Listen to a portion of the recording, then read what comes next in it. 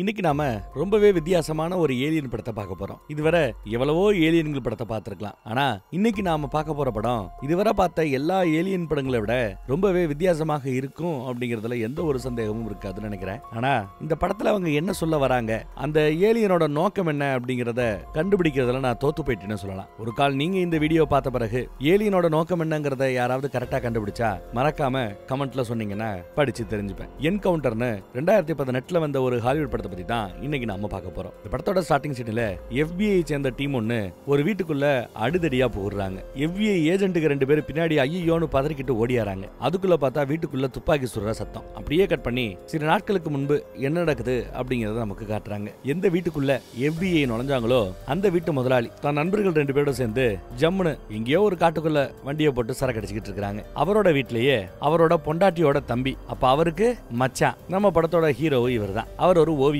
வீட்டுல உட்காந்து ஓவியம் வரைய முயற்சி பண்றார். இறந்து போன தான் பொண்ணை தான் அவ்வளவு அழகா ஓவியமா வரைஞ்சிட்டு இருக்காரு பாருங்க. அப்போ தெரியாதனமா கிளாஸை தட்டி விட அதை எடுக்கிறதுக்கு ரொம்ப கஷ்டப்படுறாரு. அவர் ஒரு ஆக்சிடென்ட்ல தான் கால்களை இழந்தவர். வீல் சேர்ல தான் உட்கார்ந்து இருக்கிறாரு. கஷ்டப்படுறாரு பாவம். அவர் கஷ்டப்படுறத பார்த்துட்டு அவரோட தங்கச்சி ஓடியாந்து ஐயோ பாவம்னு உதவி பண்ணுது. தூக்கி விடுது. உடஞ்சு கிடந்த எல்லாத்தையும் கிளீன் பண்ணுது. பொறுமையா இருக்குது. இந்த வீடு இந்த அம்மாவோட வீடு தான். தங்கச்சி வீட்டுல தான் நம்ம ஹீரோ இருக்கிறாப்ல. மாமன் தயவால தான் பொழப்ப ஓட்டிக்கிட்டு இருக்கிறாப்ல. தங்கச்சி வீட்டுல கார் பார்க்கிங் ஏரியால தான் இவன் தங்கியே இருக்கிறான்னு சொல்லலாம். அந்த பக்கம் பார்த்தா ஹீரோவோட மாமா தன் நண்பர்களோட சரக்கு அடிச்சுக்கிட்டு பேசிட்டு இருக்கிறார். இந்த கட்டம் போட்ட சட்டை போட்டிருக்காருல அவர் தான் மாமா. இன்னொருத்தவன் என்ன சிக்னல் எடுக்கலையேன்னு போனை நோடிக்கிட்டு இருக்கிற சமயம் திடீர்னு பார்த்தா வானத்துல இருந்து ஏதோ ஒண்ணு அந்த விவசாய நிலத்தின் பக்கம் போய் விழுகுது. என்னவா இருக்கும்னு இவங்க பாக்குறதுக்கு ஆர்வப்பட்டு அந்த இடத்துக்கு போறாங்க. அங்க போய் பார்த்தா ரொம்ப வித்தியாசமா ஏதோ ஒண்ணு வந்து விழுந்து கிடக்குது. வானத்துல இருந்து வந்து விழுந்த வேற்று கிரக ஒரு மூளை மாதிரி இருக்குது பாக்குறதுக்கு. அதை தொட்டு பார்த்தாலே அவ்வளவு சூடா இருக்குது. இவங்க பீர் பாட்டில் அடிக்க வைக்கிறதுக்காக நிறைய ஐஸ் கட்டி போட்டு எடுத்து இருப்பாங்க. அதுல அப்படியே அதை அழகா போட்டு அந்த குளிரான தண்ணி, அந்த குளிரான பனி, ஐஸ் கட்டி எல்லாத்தையும் அது மேல போட்டதும் ஒரு பயங்கரமான சத்தம். அந்த சத்தத்தை தாங்கிக்க முடியாம 3 பேர் காதை பத்திக்கிறாங்க. கொஞ்ச நேரத்துல பார்த்தா அந்த சத்தம் அடங்கிடுச்சு. மூளையும் அப்படியே ஒரு கட்டி மாதிரி சேர்ந்துருச்சு. அப்புறம் அதை எடுத்து போட்டு இதே வீட்டுக்கு கொண்டு வருவாங்க. கார் பார்க்கிங் ஓபன் பண்ணிட்டு உள்ள வராங்க. டேபிள் இருக்கிற ஐட்டத்தெல்லாம் எடுத்து வச்சுட்டு அதை எடுத்து வைக்கிறாங்க. நம்ம ஹீரோக்கு ஷாக். என்னடா அது, ஏதோ ஒரு ஏலியன் மூலம் மாதிரி இருக்கேன்னு ஷாக். அதே சமயம் அந்த பக்கம் யாரோ ஒரு FBI ஏஜென்ட்டுக்கு கால் வருதுங்க. வானத்துல இருந்து ஏதோ ஒரு அடையாளம் தெரியாத பொருள் இந்த ஏரியால விழுந்திருக்குன்னு கால் வருது. உடனே அவரும் கிளம்பி வர்றாரு. இந்த பக்கம் பார்த்தா இவங்க என்ன நடந்துச்சுங்கிறத சொல்றாங்க. ஏதோ ஒருத்தரோட விவசாய நிலத்துல இப்படி வானத்துல இருந்து வந்து விழுந்தது. பாக்குறதுக்கு ஏதோ ஒரு மூளை மாதிரி இருக்குது. ஏதாவது ஒரு காசு கேசுக்கு நல்ல ரேட்டுக்கு வித்தோம்னா நம்ம பிரச்சனை எல்லாம் தீர்த்துக்க முடியுமா நினைச்சுக்கிட்டு மாமனும் தங்கச்சிக்காரியும் பேசிட்டு இருக்காங்க. தங்கச்சியும் தங்கச்சி புருஷனும் பேசிட்டு இருக்காங்க. ஏதாவது வித்து காசு கேசு பார்த்தோம்னா எல்லாரும் பிரிச்சுக்கலாம் ரேஜுக்கு பேசிட்டு இருக்காங்க. எது எப்படியோ இது என்ன ஏறுங்கலாம் தெரிஞ்சுக்கிறது கொஞ்சம் நாள் ஆகும். அது வரை இதை நாம பத்திரமா பாத்துக்கணும். நைட் ஆயிப்போச்சு, எல்லாரும் தூங்க போகணும். யாராவது ஒருத்தர் இருந்து ஃபர்ஸ்ட் பாத்துக்கிறேன்னு கேட்க நம்ம ஹீரோவும் அங்க மிலிட்டரிக்காரர் ஒருத்தர் இருப்பாரு. நல்லா ஜெய்ஜாண்டிக்கா இருக்கிறாரு பாருங்க. அவர் ஒரு ஸ்போர்ட்ஸ் மேனு, மிலிட்டரியிலே இருந்திருக்காரு. ஸ்போர்ட்ஸ்ல ஒரு பெரிய ஆளாக வேண்டியவர். ஏதோ அடிபட்டதுல ஆக்சிடென்ட்ல ஏதோ விளையாண்டுட்டு இருக்கும்போது அடிபட்டு அந்த ஸ்போர்ட்ஸை கன்டினியூ பண்ண முடியாம இப்போ பார்ல வேலை பார்த்துட்டு இருக்கிறார். மொட்டையா ஜெய்ஜாண்டிக்கா இருக்கிறாரு அவர் தான். அவருக்கு நம்ம ஹீரோக்கு எப்பவுமே ஆகாது. ஏதாவது வெறுப்பேத்திட்டே இருப்பாப்ல. கடுப்பான நம்ம ஹீரோ எனக்கு மட்டும் கால் சரியா இருந்துச்சு, எகிரி உன் மூஞ்சிலேயே பஞ்சு விட்டுருவேன் அப்படின்னாப்ல. அப்பேற்பட்ட ஒரு நாளுக்காக தாண்டா காத்துக்கிட்டு இருக்கிறேன், நீ வந்தா என் கூட சண்டை போட்டு பாடுறா அப்படின்னு இவரும் முந்திக்கிட்டு இருக்கிறார். இவங்க 2 பேருக்கு நடுவுல எப்ப பார்த்தாலும் இந்த மாதிரி சண்டை வந்துகிட்டே இருக்கும். இப்ப இதை பாத்துக்கிறது யாருங்கிறதுல அவங்க 2 பேருக்கு சிக்கல். இவன்ட்டு தான் கால் இல்லையே, கால் இல்லாதவனை நம்பி எப்படி இந்த பொறுப்பு ஒப்படைக்கிறதுங்கிறதா அவரோட டவுட். அதுக்கு தான் நம்ம பையன் இந்த மாதிரி கேட்டதுக்கு கோவப்பட்டு இருப்பாரு ஹீரோ. அப்புறம் தங்கச்சி புருஷன் சரி பரவாயில்ல விடு, கால்னா என்ன அவனே பாத்துக்கிட்டோம், வாங்க எல்லாரும் நம்ம மேல படுக்கலாம்னு சொல்லிட்டு எல்லாரும் மேல கிளம்பிடுறாங்க. இவன் தான் நான் இருந்து பாத்துக்கிறேன்னு அங்க உட்காந்து அதை பாத்துக்கிட்டு இருக்கிறான். திடீர்னு பார்த்தா அதுக்குள்ள இருந்து வித்தியாசமான வெளிச்சம் எல்லாம் வரும். உடனே நம்ம பையன் லைட் அடிச்சு பாக்குறான் என்னடான்னு. அப்புறம் ஏதோ ஒண்ணு வந்து அது மேல ஒட்டிக்கிட்டு நிக்குது. அதை எடுக்க பாக்குற அவனால எடுக்க முடியல. அடுத்து பார்த்தா அந்த ஏரியால இருக்கிற இரும்பு பொருட்கள் எல்லாம் அது மேல ஒட்டிக்குது. எல்லா உலோகங்களும் அது மேல ஒட்டிக்குது. நம்ம ஹீரோ போட்டிருந்த கல்யாண மோதிரம் கூட ஒட்டிக்குது. அதை தூக்க முடியாம கஷ்டப்படுறா. அப்புறம் விரல்ல இருந்து அதை உருகிறான். மோதிரம் மட்டும் ஒட்டிக்கிட்டு இருக்குது. அடுத்த நொடி பார்த்தா அந்த ஈர்ப்பு குறைஞ்சு எல்லாம் பொத்துரும் விழுந்துரும். அப்படி விழுந்த அந்த மோதிரமும் விழுந்து உருண்டு போகும். அதை நம்ம பையன் எடுக்க முயற்சி பண்ணும்போது அந்த மூளை அப்படியே ஓபன் ஆகி உள்ள இருந்து முதுகுத்தண்டு மாதிரி ஏதோ ஒண்ணு அப்படி நீண்டுகிட்டு வருது. நம்ம பையலோட பின்பக்க கழுத்துல ஒரு கவ்வு. கீழே ஏதோ எசக பிசகா சத்தம் கேட்க மேல இருந்தவங்க எல்லாம் வேக வேகமா ஓடியாராங்க எந்திரிச்சு. இங்க வந்து பார்த்தா நம்ம பையலோட கழுத்துல நல்லா பைப்பை போட்டு இருக்கு நாப்புல வந்து ஒட்டிக்கிட்டு இருக்கு. இவன் வேற துடிச்சுக்கிட்டு இருக்கிறானா. அதை பார்த்து இவங்க எல்லாத்துக்கும் ஷாக்கா இருக்கும். பேஸ் பேட் எடுத்துட்டு வந்து ஒரே போட வரும்போது இல்ல அவசரப்படாத அப்படின்னு நம்மளால தடுத்து நிப்பாட்டுறான். அப்புறம் என்னன்னு பார்த்தா இவனுக்கு கால் வராது இல்லையா. ஆனா அதையும் தாண்டி அது இவனோட கழுத்துல மாட்டிக்கிட்டு இருக்கும்போது இவருக்கு கால் நல்லபடியா வேலை செய்யறாப்புல ஃபீல் பண்றார். இவரால எந்திரிக்க முடியுங்கிறது அவருக்கு தெரிய வருது. எந்திரிச்சு நிக்கிறதுக்கு முயற்சி பண்றார். இந்த அற்புதமெல்லாம் நடக்க போற அந்த சமயம் டப்புன்னு அதை பிடிச்சு கழட்டி விட்டுறாப்ல. யாரு? தங்கச்சி புருஷன் தான். ஏப்பா அப்படி பண்ணீங்க? அது ஒண்ணு என்ன தாக்குதல் நடத்தல, எனக்கு உதவி தான் பண்ணுச்சுன்னு நம்ம ஹீரோ சொல்றாரு. பட் பாக்குற எங்களுக்கு அது ஏதோ உங்களை தாக்குதல் நடத்துறாப்ல தெரிஞ்சு அதனாலதான் தடுத்து நிப்பாட்டிட்டோம். அது எவ்வேற்பட்ட ஆபத்தானது, அது என்ன பண்ண போகுதுங்கிறது யாரும் எதுக்கும் தெரியாததுனால இனிமே அது பக்கத்துல யாரும் போக வேண்டாம். ஏலியனை பத்தி யார்கிட்ட விசாரிக்கிறது அப்படின்னு அவங்களுக்குள்ள டிஸ்கஷன். கூட இருக்கிற நண்பர் ஒருத்தர் இதுக்கு முன்னாடி விண்வெளி ஆராய்ச்சி சம்பந்தப்பட்ட ஏதோ ஒரு படிப்புல அறகுறையா படிச்சு ஃபெயிலா போயிருக்காரு. அங்க படிச்ச ப்ரொஃபசர் ஒருத்தவருக்கு இதை பத்தி தெரியறதுக்கு வாய்ப்பு இருக்குங்கிறாப்ல. ப்ரொஃபசரோட பேரன்னு கேட்க பேர சொல்றான். நெட்ல சர்ச் பார்த்தா அவர் இப்போ எங்க வேலை பார்க்கறாரு, அவரோட இமெயில் ஐடி, போன் நம்பர் எல்லாமே கிடைச்சிருது. சரி ஓகே, அவரை போய் பார்க்க போலான்னு இவங்க முடிவு பண்றாங்க. 2 பேரு அந்த ப்ரொஃபசரை பார்க்கறதுக்காக போக போறாங்களா. அந்த முன்னாள் ஸ்டூடெண்ட் கூட வரேங்கிறான், தங்கச்சி புருஷன் போறேங்கிறான். சோ அவங்க ஜோடியா போய் பார்த்துட்டு வருவாங்க போல தெரியுது. அந்த கேப்ல நம்ம மிலிட்டரிக்காரனும் நான் வீட்டுக்கு போறேன், வீட்டுல என்னோட பூனை தனியா இருக்கும், அதுக்கு சோறு போடணும்னு பேசிட்டு இருக்கிறான். நம்ம ஹீரோவை தனியா விட முடியாது. சோ ஹீரோவை பாத்துக்கிறதுக்காக ஹீரோவோட தங்கச்சி அவ இருக்கிறா. கார் பார்க்கிங் இந்த ஏரியா பக்கத்துல இருக்கிற கராஜ் ஏரியா பக்கத்துல இருக்கிற டோர் எல்லாம் அடைச்சிக்கிட்டு எல்லாம் ஹால்ல இருக்கணும்னு சொல்லிட்டாரு. எல்லாம் தான் பிளான் பிக்ஸ் ஆகிட்டாங்க. அந்த பக்கம் வெளியூர்ல இருந்து ஒரு தனி விமானத்தின் மூலமா FBI ஏஜென்ட்டுக்கு வந்து அங்க இறங்க கார் வந்து அவங்களை பிக்கப் பண்ணிட்டு போகுது. அந்த ஜோடி ப்ரொஃபசரை போய் பாக்குறாங்க. ப்ரொஃபசர் கிட்ட அதை பத்தி லைட்டா பேச ஆரம்பிக்கிறாங்க. ப்ரொஃபசர் ஃபர்ஸ்ட் ஆஃப் ஆல் உங்களுக்கு அப்பாயின்மெண்ட் இருக்கான்னு தான் கேட்பாப்ல. அப்புறம் இந்த பையல பார்த்ததும் உன்னை எங்கேயோ பார்த்தாப்ல இருக்கே, ஞாபகம் வந்துருச்சு, அந்த ஃபெயிலா போன வந்தானே நீ ஏன் கரெக்டா சொல்றாப்ல. இவர் தான் ஃபெயில் போட்டு இருக்காரு, கிளாஸுக்கே வரமாட்டானா, நிறைய ஆப்சென்ட்டா, நீ எல்லாம் உருப்படாக போற அப்படின்னு திட்டுறாப்ல. அப்புறம் என்ன மேட்டர் நம்ம பழக சொன்ன பிறகு அவருக்கு ஒரு ஆர்வம் வருது. அதே சமயம் இந்த பக்கம் பார்த்தா மிலிட்டரிக்காரன் எங்க போறான்னு பாருங்க. வீட்டுக்கு போறேன்னு சொன்னவன் இல்ல, வீட்டுக்கு போறேன்னு சொன்னவன் கிட்ட தங்கச்சி புருஷன் தான். ராத்திரி நாம எந்த இடத்துல அந்த ஏலியனை பார்த்தோமோ அந்த இடத்துக்கு போய் மறுபடியும் ஏதாவது இருக்கான்னு செக் பண்ணு, தடயங்கள் இருக்கான்னு செக் பண்ணு, நாம ஏதாவது தெரியாதாம விட்டு வந்தோம்னா அப்புறம் போலீஸ் கிலீஸ்னு பிரச்சனையா போயிடும், அதெல்லாம் கொஞ்சம் என்ன ஏதுன்னு பார்த்துட்டு வேணும் அனுப்பிச்சு வச்சிருப்பாப்ல. நம்மளால தேடி பார்த்து ஒன்னும் கிடைக்காம அந்த வயல்வெளியோட ஓனர் கிட்ட போய் விசாரிக்கிறார். வயல்வெளி ஓனர் செம்ம கான்ல இருக்கிறார். ஏன்னா காலையில ஃபுல்லா FBI சேர்ந்த சில பேர் இங்க வந்து அது இதுன்னு நோண்டி இவரை பயங்கரமா விசாரணை பண்ணி டார்ச்சர் பண்ணாங்களா. அதுலதான் கடுப்புல இருக்கார். என்னங்க சொல்றீங்க, எப்போ வந்தாங்க, எங்க வச்சு விசாரிச்சாங்க அப்படின்லாம் விசாரிச்சுட்டு இருக்கிறாப்ல. இத தூரத்துல இருந்து அந்த FBI ஏஜென்ட்டுக்கு கவனிச்சுக்கிட்டு தான் இருக்காங்க. இப்போ இந்த மிலிட்டரிக்காரன் யாரு என்னங்கறத கண்டுபிடிக்கணும், அவனோட வீட்டு அட்ரஸை கண்டுபிடிக்கணும் முடிவு பண்ணிட்டாங்க. அவன் பேர் என்னங்கிறது முதல் கண்டுபிடிக்கணும் அடுத்து. அதே சமயம் இங்க பார்த்தா ப்ரொஃபசர் மேட்டர்லாம் கேட்டுட்டு ஆச்சரியப்படுறார், உதவி பண்ணணும் தான் நினைக்கிறார். ஆனா அடுத்து நிறைய கிளாஸ் எல்லாம் எடுக்க வேண்டியது இருக்குதான், எல்லாத்தையும் போட்டு வர முடியாது, நைட்டு வர முடியுங்கிறாப்ல. சரி நீங்க வந்தா மட்டும் சரின்னு சொல்லிட்டு தன்னோட அட்ரஸ், போன் நம்பர் எல்லா டீட்டெயிலையும் கொடுத்துட்டு தங்கச்சி புருஷன் கிளம்புறார். போற நேரம் பார்த்துட்டே இதெல்லாம் ஒன்னும் காமெடி கிமெடி இல்லையே, நேரம் எல்லாம் தேவையில்லாம என் நேரத்தை வீணடிக்காதீங்கிறாப்ல. வீட்டுக்கு வந்து பாருங்க அப்புறம் பேசுங்கன்னு சொல்லிட்டு போறாரு தங்கச்சி புருஷன். அதே சமயம் அங்க பார்த்தா நம்ம ஹீரோ தங்கச்சி கிட்ட கெஞ்சிரா, என்ன அங்க விடு, அது என் கழுத்தை கவிக்கிட்டு இருக்கும்போது என்னால நிக்க முடியுது, அதை கொஞ்சமா நான் உணர்றேன், அது எனக்கு உதவி தான் பண்ணது, என்ன கெடுக்கல, சொன்னா கேளுன்னு கெஞ்சிரான். ஆனா ஒத்துக்கவே மாட்டேங்கிறா, அதெல்லாம் நம்ப முடியாதுங்கிறா. தங்கச்சிக்கு ஒரு பெரிய பிரச்சனை இருக்கு, ஆஸ்துமா பிரச்சனை. எப்ப பார்த்தாலும் கொஞ்சம் டென்ஷன் ஆனா மூச்சு முட்ட ஆரம்பிக்கும், உடனே அந்த ஸ்ப்ரே எடுத்து அந்த கேஸை உறிஞ்சணும், இல்லைன்னா அவ இறந்து போயிடுவா போல. கொஞ்சம் இந்த மாதிரி அடம்பிடிக்க அவ கொஞ்சம் டென்ஷன் ஆயிடுறா, உறிஞ்சிக்கிட்டு இருக்கிறா. சாரின்னு கேட்டுட்டு சரி ஓகே நான் குளிக்கல, ட்ரெஸ் மாத்தல, கொஞ்சம் எனக்கு குளிக்கிறதுக்கு உதவி பண்ண முடியுமா, பாத்டப்ல தண்ணி பிடிச்சு வைக்க முடியுமான்னு கேட்க சரின்னு இந்த அம்மா போய் பாத்டப்ல தண்ணி பிடிக்க போகுது. அங்க உட்காந்து ஓன்னு அழுகுது. ஏன்னா அவளோ தங்கச்சி இருக்கிறதோ புருஷ வீட்டுல, கூட வேற இப்போ அண்ணங்காரன் வந்து அதுவும் கார் பார்க்கிங் ஏரியால படுத்து கிடக்குறான், இங்கேயே பொழப்புன்னு கிடக்குறான். ஏற்கனவே கடன் பிரச்சனை வேற, அவன் பொண்டாட்டி வேற டிவோர்ஸ் பண்றதுக்கு இருக்குது. யார நம்ம ஹீரோவை ஆக்சிடென்ட்ல இவனுக்கு கால் போனதுல இருந்து அந்த பொண்டாட்டி பேசுறது இல்ல போல, விலகியே இருக்குது. இப்படி பல பிரச்சனைகள்ல இந்த பொண்ணு இப்படி உட்காந்து எழுதிட்டு இருக்குன்னு பாருங்க. அதே சமயம் நம்ம ஹீரோவோட பொண்டாட்டி அங்கிட்ட இருந்து கால் பண்றா. முடிஞ்சளவு அழுகி அடக்கிக்கிட்டு பேசினாலும் இவ பேசுறதுல அழுக இருக்குங்கிறத அவ புரிஞ்சுக்கிறா. இதுக்கு மத்தியில நம்ம பையன் எங்கடான்னு பார்த்தா ஏதோ தடுபுடுன்னு ஒரு சத்தம் கேக்குது. ஓடியாந்து பார்த்தா கார் பார்க்கிங் ஏரியா பக்கம் அந்த டோரை சாத்திட்டு உள்ள போயிட்டான். இவங்க ஐயோன்னு கத்திட்டு ஓடியாராங்க. இதையெல்லாம் அந்த பக்கம் கேட்டுட்டு அந்த பொண்டாட்டி சும்மா இருக்குமா, கிளம்பி வரத்தானே செய்யும். இங்க எவ்வளவு கதவை தட்டினாலும் கதவை திறக்க மாட்டேங்கிறான். இந்த பக்கத்துல உட்காந்து அழுதுகிட்டு இருக்காங்க ஹால் பக்கம் தங்கச்சி ஹாரி. அதே சமயம் அந்த பக்கம் பாருங்க FBI ஏஜென்ட்டுக அந்த வயல்வெளி ஓனரை கூட்டு வந்து உட்கார வச்சு உங்ககிட்ட பேசிட்டு போன அந்த மிலிட்டரிக்காரன் யாரு என்னன்னு விசாரிக்கிறாங்க. எனக்கு என்னையா தெரியும், பேரு ஊரு கீரு எதுவுமே தெரியாதியா, நீங்களும் தான் காலையில வந்து என்ன விசாரிச்சுட்டு போனீங்க, உங்களை பத்தி எனக்கு ஏதாவது டீட்டெயில் தெரியுமா என்ன, இல்ல எதுக்காக வந்துட்டு போனீங்கன்னு கூட எனக்கு தெரிய மாட்டேங்குதே அப்படிங்கிறாப்ல. வாசமான கேள்விதான். எவ்வளவு விசாரிச்சு ஒண்ணும் கிடைக்கல. கூட இருக்க FBI ஏஜென்ட் இவங்கிட்ட விசாரிச்சு ஒன்னும் பிரயோஜனம் இல்ல, வேற ஏதாவது பிளான் பண்ணுவோம் வா அப்படின்னு கூட்டு போறாங்க. எதுக்கு இவ்வளவு கான்பிடண்டா கூட்டு போறேன்னு அவர் கேட்க இதோ பாருன்னு ஒண்ணு காட்டுறாங்க. அது என்னன்னா வந்துட்டு போன நம்ம மிலிட்டரிக்காரரோட வீட்டு அட்ரஸே கிடைச்சிருச்சு. நெட்ல சர்ச் பண்ணி பார்த்ததுல அவரோட பேரை சொல்லி அறிமுகப்படுத்திருப்பாப்ல வயல்வெளி ஓனர் கிட்ட. சோ அவர் பேரை நெட்ல சர்ச் பண்ணி பார்க்கும்போது அவர் ஒரு ஃபுட்பால் பிளேயர்னு தெரிய வருது. ரக்கிபால் பிளேயரா ஏதோ ஒன்னு சொல்லுவாங்க அந்த பால. சோ ஃபேமஸான பிளேயர்ங்கிறதுனால நெட்ல போட்டதும் வீட்டு அட்ரஸே கிடைச்சிருச்சு, போன் நம்பரே கிடைச்சிருச்சு. அதே சமயம் அந்த பக்கம் பாருங்க நல்லபடியா ஜம்முன்னு நடந்து வந்து கதவை திறந்து தங்கச்சி கிட்ட நான் ஒண்ணும் இல்ல நல்லா தான் இருக்கிறேன், அது எனக்கு உதவி தான் பண்ணிட்டு இருக்குது, என்ன குணப்படுத்திக்கிட்டு இருக்குது அப்படின்னு சொல்லி இவளை கூட்டிட்டு வராப்ல. இது எல்லாரையும் குணப்படுத்தும் நினைக்கிறேன், எனக்கு நிறைய நல்லதாக பண்ணிக்கிட்டு இருக்குது, நல்லதை காட்டிக்கிட்டு இருக்குது, நீ இதை கொஞ்சம் டச் பண்ண அப்படின்னு சொல்ல அவ பயப்படுவா. பயப்படாத, டச் பண்ண விட்டுறாரு. அவளும் டச் பண்ண அலோவ் பண்றா. அதே சமயம் இந்த பக்கம் பார்த்தா தங்கச்சி புருஷன் வந்துட்டாப்ல. இங்க வந்து பாருங்க ரெண்டு பேரும் இப்படி அதோட இணைக்கப்பட்ட இருக்கிறத பார்த்து அவருக்கு ஷாக் ஆகுது. பயங்கரமா கத்துறாரு. என் பொண்டாட்டி இந்த மாதிரி துறவிட்டது யாரு, ஒன்னு சும்மா விட மாட்டேன், அடிக்க போறேன்னு அடிக்க போக அந்த ஏலியன் ஒரு சவுண்ட வினோதமா உருவாக்குது. அந்த சவுண்ட தாங்கிக்க முடியாம அப்படியே பயங்கரமா காரை பொத்திக்கிட்டு வழியில தொடிச்சுக்கிட்டு இருக்கிறாரு, கதறிக்கிட்டு இருக்கிறாரு. போது நிறுத்துட்டு இருக்கிறார். நம்ம ஹீரோ சொன்ன பிறகுதான் அந்த ஏலியன் அந்த சவுண்ட் வருவதை நிப்பாட்டுது. அது வேற அடுத்த கொஞ்ச நேரத்துல பார்த்தா இன்னும் பிரம்மாண்டமா பெருசா வளர ஆரம்பிக்குது. கொஞ்சம் நேரத்துக்கு ஒரு தடவை அதோட வளர்ச்சி கூடிக்கிட்டே போகுது. என்னதுன்னு யாருக்கும் ஒண்ணு பிடிபடல. இது நல்லதுக்கா கெட்டதுக்கான அவங்களுக்கு ஒன்னும் புரியல. தங்கச்சிக்காரியும் அது நம்மளுக்கு உதவி தான் பண்ணது, குணப்படுத்த தான் செய்யுது, நமக்கு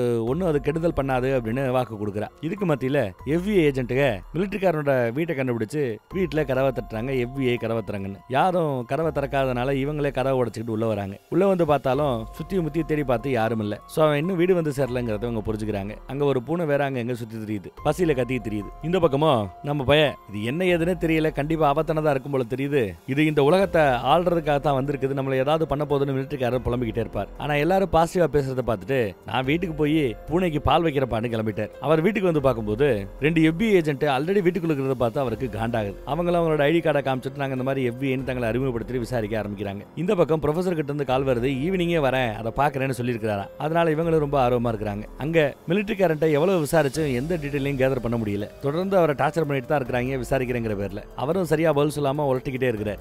இந்த பக்கம் நம்ம ப்ரொஃபசர் வந்துட்டார். இவங்க வீடு தேடி அட்ரஸ் தேடி வந்துட்டார். எங்க அதை காட்டுங்கன்னு வந்து பார்க்கும்போது பிரம்மாண்டமா இருக்கிறத பார்த்து அவருக்கு ஷாக். வாழ்நாள முதல் ஒரு ஏலியனை பாக்குறேன்னு அவர் ரொம்ப சந்தோஷப்படுறார். நம்ம ஹீரோ இதோட நீங்க கனெக்டுக்கு வாங்க, பாண்டாங்க, பாண்டானா நிறைய விஷயத்த உங்களுக்கு காட்டும், கண்டிப்பா ஆபத்து எதுவும் பண்ணாதுன்னு அடிச்சு சர்டிபிகேட் கொடுக்குறாரு நம்ம ஹீரோ. அதே சமயம் இந்த பக்கம் பார்த்தா FBI ஏஜென்ட் 2 பேரும் இந்த குட் காப் பேட் காப்னு சொல்லுவாங்க. ஒருத்தர் ரொம்ப நல்லவர் மாதிரியும் ஒரு நல்ல போலீஸ் மாதிரி பிஹேவ் பண்ணுவாரு, இன்னொருத்தவங்க கொஞ்சம் கெட்ட போலீஸ் மாதிரி நாங்களாம் ரஃப்ங்கிறப்பல பிஹேவ் பண்ணுவாங்க. ஏதாவது ஒரு வழிக்கு வந்தானா அவங்க கிட்ட இருந்து உண்மையை கடந்துட முடியும்னு முயற்சி பண்ணிட்டு இருக்காங்க. ஆனா எதுவும் உருப்படுறாப்புல தெரியல அங்க. ஏன்னா இவன் மிலிட்டரியிலேயே வேலை பார்த்தவன். இங்க நம்ம ஹீரோ ப்ரொஃபசரை கன்வின்ஸ் பண்ணி கைய வைக்க சொல்றாரு. ஆனா ப்ரொஃபசரோ நான் ஒரு சயின்டிஸ்ட், அவ்வளவு ஈஸியா அந்த மாதிரி விஷயங்கள் எல்லாம் நான் இறங்கி வர மாட்டேன், இதோட பாண்ட்ல இருக்கிறவங்க எல்லாரோட பாடியை நான் செக் பண்ணி பார்க்கணும், உங்களுக்கு ஏதாவது நோய் தொற்று பிரச்சனை ரேடியேஷன் ஏதாவது இருக்கான்னு செக் பண்ணணும் சொல்லிட்டு இருக்காரு. அதை எல்லாமே நீங்க செய்யுங்க, ஆனா சயின்ஸ் எல்லாம் தாண்டி நம்பிக்கைன்னு ஒண்ணு இருக்கணும், தாராளமா கை வைங்க, ஒண்ணு செய்யாதுன்னு இவன் சர்டிஃபிகேட் கொடுத்துக்கிட்டே இருக்கிறான். அவரும் சரின்னு கையை கொடுத்துட்டாப்ல. ஏன்னா அவருக்கு ஏதோ வியாதி இருக்குது போல, கேன்சர் போல, சாக கிடக்கிறவர் தான்.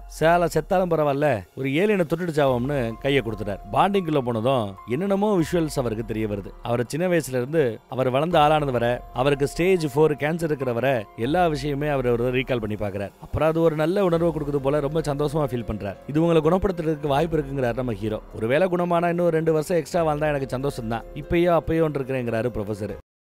அடுத்த கொஞ்ச நேரத்துல பார்த்தா அது இன்னும் பெருசா வளருது. ஹீரோவோட கழுத்துல இருந்த பாண்டு கட் ஆயிடுது. டேபிள் மேல இருந்து அந்த மூளை கீழே விழுகுது. இன்னும் அப்படியே பெருசா வளருது. ஒரு ஆளே உள்ள போய் உட்காரலாம் போல அந்த ரேஞ்சுக்கு பெருசா வளர்ந்து நிக்குது. இந்த பக்கம் FBI ஏஜென்ட் கிட்ட தயவு செய்து வீட்டை விட்டு காலி பண்ணுங்க, சர்ச் வாரண்டே இல்லாம நீங்க உள்ள வந்தது பெரிய தப்பு அப்படின்னு சத்தம் போடுறான். உடனே ஒரு ஏஜென்ட் இன்னொரு ஏஜென்ட் கூட்டு வந்து இது ஒன்னும் வேலைக்காகல, விட்டு பிடிப்போம், நாங்க கிளம்புறோம்னு சொல்லி அவங்க குட் பை சொல்லிட்டு கிளம்பிட்டுறாங்க. இந்த பக்கம் நம்ம பசங்களோட DNA எல்லாம் எடுத்துட்டு போய் லேப்ல வச்சு செக் பண்ணி பார்த்துட்டு இருக்கிறார் ப்ரொஃபசர். இவங்களோட செல்லுல ஏதாவது மாற்றம் இருக்குதா, இவங்களுக்கு ஏதாவது தொத்து இருக்குதாங்கிறத அவர் ரிசர்ச் பண்ணிட்டு இருக்கிறார். இந்த பக்கம் பார்த்தா மிலிட்டரிக்காரன் அவங்க விருதாப்புல தெரியல, ஒருத்தி வேன்ல உட்காந்து ஒட்டு கேட்டுக்கிட்டு இருக்கா, என்ன நடக்குதுங்கிறத கவனிச்சிட்டு இருக்கா. இன்னொருத்தன் கார் பார்க்கிங் ஏரியா பக்கத்துல இருந்து காரையை வாட்ச் பண்ணிட்டு இருக்கான், இவனையும் வாட்ச் பண்ணிட்டு இருக்கான். நம்மால பால்கனிக்கு எல்லாம் பக்கம் பார்த்துட்டு வந்துட்டு ஐயோ இவங்களால ஏதாவது பிரச்சனை வந்துடும் பயப்படுறாரு. அடிக்கடி தங்கச்சி புருஷனுக்கு போன் பண்றாரு. ஆனா கால் அந்த பக்கத்துல என்கேஜாவே இருக்குது, கால் போக மாட்டேங்குது, வாய்ஸ் மெயிலுக்கு தான் போய்கிட்டு இருக்குது. செம காண்டாகிறாரு, டென்ஷன் ஆகிறாரு. ஆள் கொஞ்சம் விவரம் நம்ம பையன் மிலிட்டரியில வேற இருந்திருக்காருல, என்ன பண்ணிக்கிறாரு, இந்த ஓலா வண்டியை புக் பண்ணி விட்டார். ஒரு வண்டி வருது, உள்ள இருக்கிறவன் சார் நீங்க தான் மார்க்கஸா அப்படின்னு கேட்கிறான். அதான் மிலிட்டரிக்காரரோட பேரு. மார்க்கஸ் நீங்க தானே ஏதோ பேச ஆரம்பிக்க, ஒருவேளை ஃப்ரெண்டா இருப்பானோ பிக்கப் பண்ண வந்திருக்கானு நினைச்சுக்கிட்டு துப்பாக்கி முனையில அந்த பையல அரெஸ்ட் பண்ண முயற்சி பண்றாப்ல. இந்த கலவரத்தை பார்த்துட்டு ஐயோன்னு இன்னொரு ஏஜென்ட் அம்மா அந்த அம்மா ஓடி வந்துருச்சு. அவங்களும் இந்த கலவரத்துல பங்கெடுத்துக்கிட்டு இருக்கிற சமயம் அவன் ஏதாவது எஸ்கேப் ஆயிடுவானோ, அவனை பிடிக்கணுமே சொல்லிட்டு மிலிட்டரிக்காரனோட பிளாட்டுக்கு இவங்க வேக வேகமா ஓடுறாங்க. பிளாட்டுக்குள்ள அவங்க வந்த சமயம் பார்த்தா நம்ம பையன் அதுக்கு முன்னாடி பிளாட்ல இருந்து வெளியேறி அவன் புக் பண்ண அந்த ஓலா வண்டி எடுத்துக்கிட்டு ஜம்முன்னு கிளம்பிடுறான். சூப்பர்ல, எப்படி அழகா தசை திருப்பி இருக்கிறான்னு பாருங்க. இங்க லேப்ல இருக்கிற பல விஷயங்களை பார்த்துட்டு அந்த முன்னாள் ஸ்டூடெண்ட் ஆச்சரியப்பட்டு இருக்கிறார். இதெல்லாம் ஒழுங்காம படிக்காமலாம் விட்டு விட்டுமே அப்படி இப்படின்னு இருக்கிறார். சரி நீங்க ரொம்ப ஆராய்ச்சி பண்ணிட்டு இருக்கீங்க, பாத்துட்டு இருங்க, நான் வெளியில ஏதாவது பாக்குறேன்னு வெளியில போயிட்டு இருக்கிற சமயம் போன்ல நம்ம தங்கச்சிக்காரிட்ட அவன் அப்டேட் கொடுத்துட்டு இருக்கான். என்ன அப்டேட்னு பாருங்க. திருதுப்புன்னு ப்ரொஃபசர் கீழே விழுந்துறாரு. கேன்சர் ஏற்கனவே ஸ்டேஜ் 4ல இருக்காருல, அது ஏதோ பிரச்சனை பண்ணுதோன்னு நினைச்சுக்கிட்டு ஹாஸ்பிட்டல்ல கொண்டு போய் சேர்த்துக்கிறாப்ல. சீரியஸா இருக்காருன்னு தான் போன்ல எல்லாத்தையும் எடுத்து சொல்லிட்டு இருக்கிறாப்ல. உடனே நான் அவரை பார்க்க போறேன்னு இந்த பொண்ணு கிளம்பிடுச்சு, ஹாஸ்பிட்டல்ல இருக்கிற ப்ரொஃபசரை பார்க்க போறேன்ட்டு. அந்த கேப்ல நம்ம ஹீரோவோட பொண்டாட்டி போன் பண்ணி ஹீரோ கிட்ட பேசிட்டு இருக்கா. ஹீரோ என்ன சொல்றானா, நீ நேர்ல வந்து பாரு, சொன்னா ஒண்ணும் புரியாது, நீ ஃபீல் பண்ணணும் அப்படின்னு சொல்லி பொண்டாட்டியை கூப்பிடுறாங்க. மிலிட்டரிக்காரன் எஸ்கேப் ஆயிட்டான். அவரு ஏதோ ஒரு ஹோட்டல் பக்கம் வந்துட்டு, ஓ இதுதான் அந்த பப் போல, இந்த பப்ல தான் அவன் வேலை பார்க்கறான். அங்க வந்து இறங்கி அங்க இருந்து வேற ஒரு வண்டியை பிடிச்சு வேற ஒரு இடத்துக்கு போறார். என்பி போலீஸ்காரங்க மோப்பம் பிடிச்சி இங்க வருவாங்கன்னு தெரியும். அதே மாதிரி எஃபிஐயும் மோப்பம் பிடிச்சி இங்க வருது. கூட வேலை பார்க்குற ஒரு பொண்ணு கிட்ட நீ அவனும் ஃப்ரெண்டா மேனு லைட்டா விசாரிக்க ஆரம்பிக்குது. எங்க இருக்கான்னு கேட்டா இந்த அம்மா தெரியாதுங்கிறது. அப்புறம் கூட ஒரு ஃப்ரெண்டோட சேர்ந்து போட்டோ எடுத்திருப்பாப்ல, அதை ஃப்ரிட்ஜில் ஒட்டி வச்சிருப்பாப்ல. அந்த போட்டோ காமிச்சு இவனோட பேர் என்னன்னு கேட்டா கூட இருக்கிற ஃப்ரெண்டோட பேரை சொல்றாங்க. ஆனா வீடு கீடெல்லாம் தெரியாதுங்கிறாங்க. எல்லாம் நல்ல பசங்க, நீங்கெல்லாம் தேடி வர வேண்டிய அவசியமே இல்லைங்கிறாங்க. இந்த பக்கம் பார்த்தா ஹீரோவோட பொண்டாட்டி வீட்டுக்கு வந்துட்டா. வந்து பார்த்தா இவர் மட்டும் இருக்கிறத பார்த்துட்டு, என்ன உனக்கு உதவிக்கு உன்னை பாத்துக்கிறதுக்கு யாருமே இல்லை, நீ மட்டும் தனியா இருக்கிறன்றா. என்ன பாத்துக்கிறதுக்கு யாரும் தேவையில்லை, நான் என்ன குழந்தையா, நான் தனியா தான் இருப்பேங்கிறாரு நம்மால். அப்புறம் சரி என்ன இப்படி எல்லாம் நடந்துச்சு, அவ ஒரு மாதிரியா பேசினா, நீ வேற எக்ஸைட்மெண்டா பேசின, என்னையா அந்த அதிசயத்தை காட்ட போறேன்னு கேட்க, இதோ பாரு அப்படின்னு நம்மால் எந்திரிக்கிறார். இனிமே நடக்கவே முடியாதுன்னு டாக்டர் சொன்ன இடத்துல இவன் நடக்கிறத பார்த்துட்டு அந்த அம்மாவுக்கு ஆச்சரியம். அடுத்து பின்னாடி இருக்கிற அந்த ஏலியனை போர்வை போட்டு மூடி வச்சிருப்பான். அந்த போர்வையை விலக்கி காமிச்சதும் சரி ஏதாவது பெருசா பிஹேவ் பண்ணுவான்னு பார்த்தா அடுத்த நடி அதிர்ச்சியில மயங்கி போய் பொத்துன்னு கீழே விழுகிறா. அப்புறம் நம்ம ப்ரொஃபஸருக்கு சொந்தம் பந்தம்லாம் யாருமே கிடையாது, ஹாஸ்பிட்டல்ல தான் இருக்கிறாப்ல. நல்லா ஓரளவு தேறி வந்துட்டாரு, மயக்கம் தெளிஞ்சிருச்சுன்னு சொல்லிட்டு அவரை பாக்குறதுக்காக போறாங்க. நல்லா தான் இருக்கிறார். சாக போறவன் நானு, செத்தா அந்த ஏலியன் கூட தான் சாகணும், இப்படி இல்ல கடைசி நேரத்துல ஹாஸ்பிட்டல் உட்காந்து சாகிறதுக்கு எனக்கு விருப்பம் இல்ல, வாங்க அங்க கிளம்பலாம். நாங்க கிளம்புற ஹாஸ்பிட்டல் இருந்து டிஸ்சார்ஜ் வர போறாங்க போல தெரியுது. இந்த பக்கம் அந்த ஃப்ரெண்ட் யாரு, அந்த ஃப்ரெண்டோட அட்ரஸ் என்ன, இதையெல்லாம் கண்டுபிடிக்கிறதுக்கு ரொம்ப மும்முரமா இருக்கிறாங்க நம்ம ஆட்கள். மயங்கி விழுந்த பொண்டாட்டி முழிச்சு பாக்குறா. முழிச்சு பார்த்த பிறகு இவன் நின்னது, ஒரு ஏலியனை பார்த்தது, இதெல்லாம் அவளுக்கு மறுபடியும் பிரம்மையா இருக்கு. கதர்வா அதெல்லாம் ஒண்ணும் இல்ல, அது யாரையும் காயப்படுத்தாது, கஷ்டப்படுத்தாது, நமக்கு உதவிதான் பண்ணணும்னு எக்ஸ்பிளைன் பண்ணிட்டு இருக்கும்போது ஹாஸ்பிட்டல்ல இருந்து எல்லாரும் வந்துடுறாங்க. ஓடி போய் தங்கச்சியை கட்டி பிடிச்சிக்கிறா பொண்டாட்டி. என்ன ஆச்சுன்னு கேட்க, கொஞ்சம் சொத்த பிடிச்சு நம்ம சொல்லிட்டு இருக்கிறான். ப்ரொஃபஸரும் வந்துட்டார். நம்ம ஹீரோ எப்பவுமே அதோட பாண்ட்லயே இருக்கிறாப்ல. சரி நம்மளும் பாண்ட்ல இருப்போம்னு இவரும் பாண்ட்ல போயிருக்கிறார்.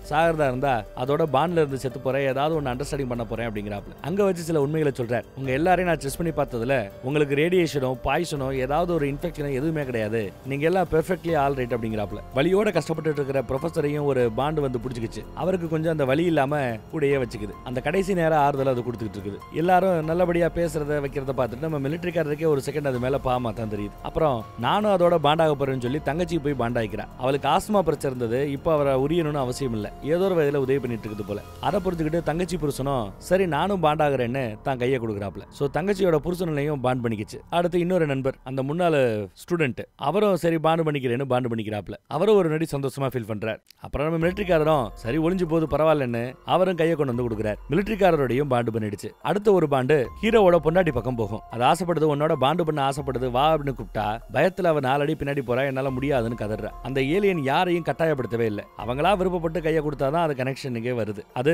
இவளோட கனெக்ட் பண்ணணும்னு ஆசைப்படுது, ஆனா இவ பயந்துக்கிட்டு விட மாட்டேங்கிறா. இந்த பக்கம் நம்ம ப்ரொஃபஸருக்கு ரொம்ப சந்தோஷம். என் கடைசி திறனா என்னோட சாவு யாருக்காவது பிரயோஜனப்பட்டு இருக்குன்னு நினைச்சேன், இப்ப ஏதோ புதுசா பண்ண ஒரு ஃபீல் இருக்குது. நான் சாகுறதுல எனக்கு ரொம்பவே சந்தோஷம், சிரிச்சுக்கிட்டே சாகுற ஒரு குடுப்பனை யாருக்காவது கிடைக்குமா, எனக்கு கிடைக்க போகுது அப்படின்னு சொன்னவர் அடுத்த நடி இறந்து போயிட்டார். கேன்சர் வியாதி முத்தி இறந்து போயிட்டார். அவர் இறந்து போனதுமே அடுத்து அந்த பாண்டில் இருந்த எல்லா கைகளையும் விளக்கிக்கிட்டு ப்ரொஃபஸர் அப்படியே முழுக்க உடம்புக்குள்ள உள்வாங்கிடுச்சு அந்த ஏலியன். அப்புறம் பார்த்தா அது இன்னும் பயங்கரமா வளருது. அந்த ஏரி அந்த ரூமையே ஆக்குபை பண்ணக்கூடிய ரேஞ்சுக்கு பிரம்மாண்டமா வளருது. ஒவ்வொரு நொடியும் அதோட பரிணாம வளர்ச்சி கொஞ்சம் வித்தியாசமாவே இருக்குது. விட்டா ஒரு பட்டாம்பூச்சி மாதிரி பெருசா வளருமோ என்னவோங்கிற ரேஞ்சுக்கு இருக்குது. நம்ம ஹீரோ மட்டும் இன்னும் பான்லயே இருக்கிறாப்ல.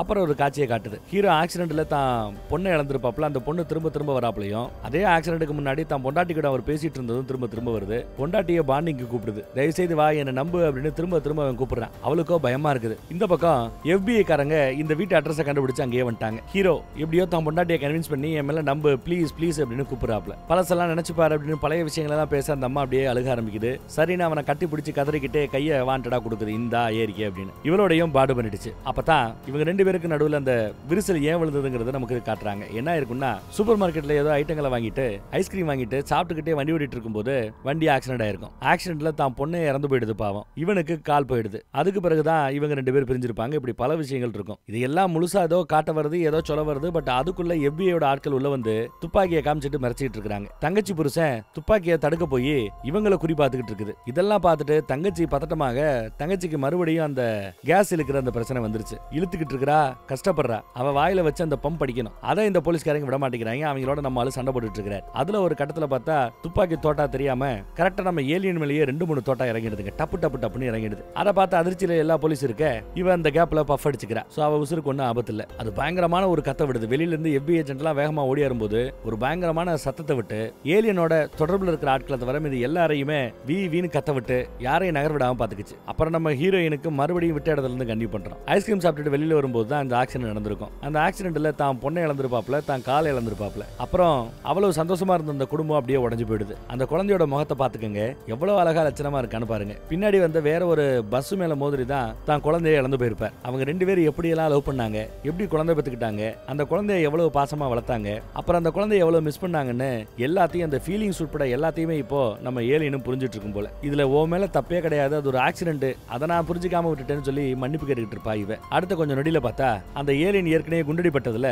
கொஞ்ச நேரத்துல அந்த ஏலியன் செத்தே போயிடுதுங்க. பாண்ட் எல்லாம் கட் ஆயிடுது, செத்தும் போயிடுது. FBI ஏஜென்ட்களும் உள்ள வந்துட்டாங்க. என்னடா அது அப்படின்னு பார்த்துட்டு இருக்காங்க. செத்து போன பிறகும் அதோட உடலோட ஏதோ ஒரு மாற்றம் தெரியும். என்னடா உடல்ல ஏதோ ஒரு மாற்றம் தெரியுது, என்னடா நடக்க போகுது அப்படின்னு பார்த்தா ஏற்கனவே அந்த உடலுக்குள்ள யார் கிடந்தா, இறந்து போன நம்ம ப்ரொஃபஸரோட அந்த வயசான பாடி தான் கிடந்தது. ஆனா இப்போ ஏதோ ஒண்ணு முண்டிக்கிட்டு வெளியில வர பாக்குது. ஒருவேளை ப்ரொஃபஸர் தான் மறுபடியும் பிறந்து வராரோ அப்படின்னு நம்ம யோசிக்கலாம். அதாங்க இல்ல, உள்ள இருந்து ஏதோ ஒண்ணு அப்படியே கோழி முட்டைக்குள்ள இருந்து கோழி குஞ்சு எப்படி வெளியில வரும் அந்த மாதிரி வெளியில வர்றாங்க. யார் அது அப்படின்னு பார்த்தா அட நம்ம ஹீரோயினோட குழந்தைங்க.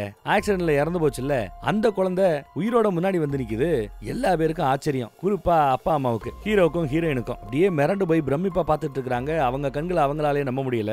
FBI ஏஜென்ட்டே வாயை பொளந்துக்கிட்டு பார்த்துட்டு இருக்காங்க. நம்ம ஹீரோ கேப்பாப்ல, என் பொண்ணு தானா அவதானா அப்படின்னு கேட்கும்போது இல்லைன்னு தலையாட்டுது. அப்ப நீ யாரு அப்படின்னு கேட்டா, உங்க எல்லாரோட ஒரு கலவை தான் நானு, உங்களோட உணர்வு, உங்களோட பாசம், உங்க பொண்ணோட DNA மாதிரி உருவ ஒற்றுமை. ஆனா இதெல்லாம் உருவாக்குறதுக்கு அந்த ப்ரொஃபஸரோட பாடியில இருந்து இதையெல்லாம் உருவாக்கி இருக்குது அந்த ஏலியன். அழகா இவர்களுக்கு ஒரு துணையை உருவாக்கி கொடுத்துட்டு சாகர திருவேல உருவாக்கி கொடுத்துட்டு ஏலியன் செத்து போச்சு பாருங்க. இந்த காட்சியை பார்த்து எல்லாரும் கதறி கதறி அழுதுட்டு இருக்காங்க. அந்த குழந்தைக்கு அதே மாதிரி பழைய குழந்தையோட நினைவுகள் எல்லாம் வேற இருக்குது. அப்பா என்னை விட்டுட்டு போயிடாதீங்கப்பா, எப்பவுமே என்ன தனியா விட்டுறாதீங்கப்பான்னு கட்டிப்பிடிக்க அப்படியே அங்க கட் பண்ணி படத்தோட பேரு என்கவுண்டர் அப்படிங்கறத அங்கதான் போடுறாங்க. பாருங்க, ஏலியன் எவ்வளவு பேரை கொல்லும், ரத்தம் குடிக்கும், தான் இனத்தை விருத்திப்படுத்த பார்க்கும். இப்படித்தான் நம்ம பார்த்துட்டு இருந்திருக்கோம். கடைசியில பார்த்தா இந்த ஏலியனும் இவங்களோட மன கஷ்டத்தை போக்குறதுக்கு உதவி பண்றதுக்கு ரெடியா இருக்குது. அதே மாதிரி எல்லாரோட பாண்டு பண்ண ஆசைப்பட்டதுல அதுக்கு காரணம் இவங்களை புரிஞ்சுக்கணுங்கிறது, இன்னொன்னு இவங்களோட DNA மாதிரியே சேகரிக்கிறது. தான் சாகிறதுக்குள்ள உருப்படியா ஏதாவது ஒன்று பண்ணணும். அதுகிட்ட இருந்ததோ DNA சாம்பிள்ஸ் தான். அதை வச்சு இழந்த அந்த குழந்தைய ஓரளவு உருவாக்கி கொடுத்துட்டு அந்த ஏலியன் இறந்து போயிடுச்சு பாவம். இனிவே மறுபடியும் இந்த குடும்பம் நல்லபடியா ஒத்துமையா சந்தோஷமா இருந்தா அதுவே சந்தோஷம். வேற ஒரு சிறப்பான ஒரு நல்ல படத்தோட மறுபடியும் சந்திக்கிறேன். நம்ம வாட்ஸ்அப் குரூப்போட லிங்க் கீழே டிஸ்கிரிப்ஷன்ல கொடுத்துருக்கேன். விருப்பப்படுறவங்க கிளிக் பண்ணி ஜாயின் பண்ணிக்கோங்க. எந்த சேனல்ல எந்த வீடியோ போட்டாலும் அதோட யூடியூப் லிங்க் நம்ம மறக்காம நம்ம வாட்ஸ்அப் குரூப்ல போட முயற்சி பண்ணிட்டு இருக்கோம். தொடர்ந்து செய்வோம்னு நினைக்கிறேன். சோ நீங்களும் வீடியோஸ் எதுவும் மிஸ் பண்ணாம ஏகப்பட்ட சேனல்ஸ் இருக்குதுல, வாட்ஸ்அப் குரூப்ல நீங்க சப்ஸ்கிரைப் பண்ணிக்கிட்டீங்கன்னா ஒவ்வொரு சேனலா பார்க்கணும்னு அவசியம் இல்ல, ஸ்ட்ரைட்டாவே நம்ம போட்டுருவோம். நீங்களும் மிஸ் பண்ணாம பார்த்துக்க முடியும். ஏதாவது அப்டேட்னாலும் அதில் நான் கொடுக்க முயற்சி பண்றேன். ஓகே, மறக்காம வந்து ஜாயின் பண்ணிக்கோங்க. மிஸ்டர் தமிழன் வாட்ஸ்அப் குரூப்பை மித்த ஆட்களும் சர்ச் பண்ணி பார்த்து கிடைச்சிச்சுன்னா ஜாயின் பண்ணிக்கோங்க. Thanks, thank you.